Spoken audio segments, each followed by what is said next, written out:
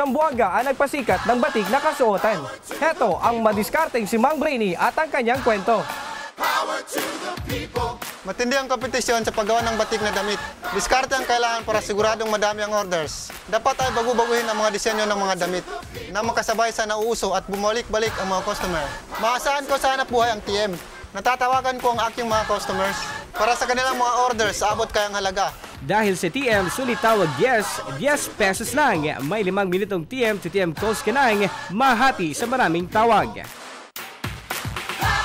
Ang tunay na may diskarte sa buhay, may diskarteng TM.